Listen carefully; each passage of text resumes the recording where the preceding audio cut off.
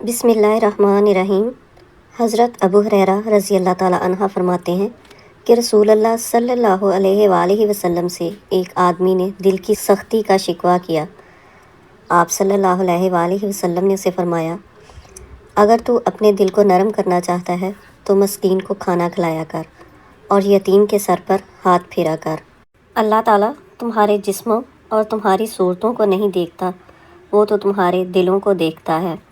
اللہ سبحانہ و تعالیٰ کی محبت، جسے اللہ تعالیٰ اپنی محبت دیتا ہے اسے پھر کسی اور چیز کی خواہش نہیں رہتی، اور جسے وہ دنیا دیتا ہے اس کی خواہش بھوک بن جاتی ہے، کبھی نہ ختم ہونے والی۔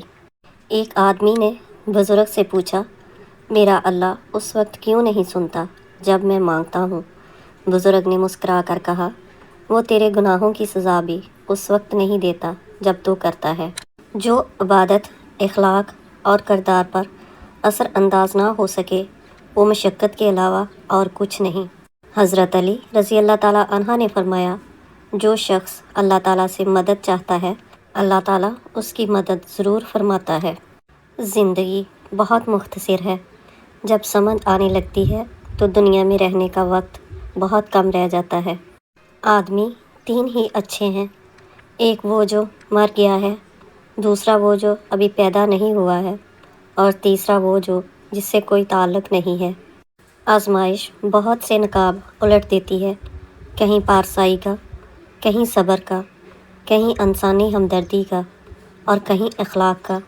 کھوٹے کو کھرے سے الگ کرنے کا قدرت کا یہی طریقہ ہے۔ عبادت اور خدمت، دعا اپنے لیے مانگنا عبادت ہے اور دوسروں کے لیے مانگنا خدمت ہے۔ عبادت سے جنت ملتی ہے اور خدمت سے خدا ملتا ہے۔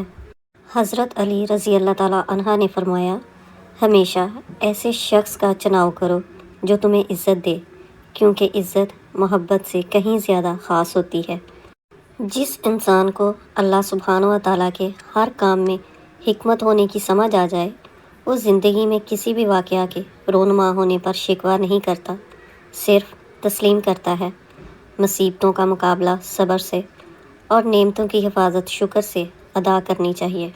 بیماری میں کوئی جزا نہیں، مگر وہ گناہوں کو کم کرتی ہے اور ان کو اس طرح گراتی ہے جیسے درختوں سے پتے گرتے ہیں۔ نماز پڑھنے کے 7 انعام: روزی میں برکت، تندرست صحت، نیک اولاد، خوشحال گھر، دنیا میں عزت، میدان حشر میں جام کوثر اور آخرت میں جنت۔ قرآن مجید کہتا ہے، بے شک اللہ سبحانہ و تعالیٰ اور اس کے فرشتے نبی صلی اللہ علیہ وآلہ وسلم پر درود بھیجتے ہیں۔ اے ایمان والو، تم بھی ان پر درود و سلام بھیجا کرو صلی اللہ علیہ وآلہ وسلم۔ کچھ چیزیں ہم خود نہیں کرتے، وہ ہمارے نصیب میں لکھ دی جاتی ہیں۔ قدرت حالات ایسے بنا دیتی ہے کہ ان کا ہونا مقرر کر دیا جاتا ہے۔ کچھ کہانیاں ادھوری رکھ دی جاتی ہیں، کچھ راستے عین درمیان میں روک دیے جاتے ہیں۔ چیزوں کو نامکمل رکھ بھی لیا جائے پر انسان مکمل کر دیا جاتا ہے۔ کچھ چیزیں ادھوری ہی مکمل ہوتی ہیں اور پا لینا ہمیشہ شرط نہیں ہوتی۔ اور آج کی خوبصورت دعا، یا اللہ تو بڑا غفور و رحیم ہے، ہم کمزور اور خطا کار ہیں، ہم تیری رحمت کے طلبگار ہیں، ہم پر اپنا رحم فرما، ہمارے دانستہ اور غیر دانستہ گناہوں کو معاف فرما دے، ہمیں خسارہ اٹھانے والوں میں نہ کر، ہمارے دلوں کو ہدایت کے نور سے بھر دے اور ہم سب کو معاف کر دے۔ آمین ثم آمین یا رب العالمین۔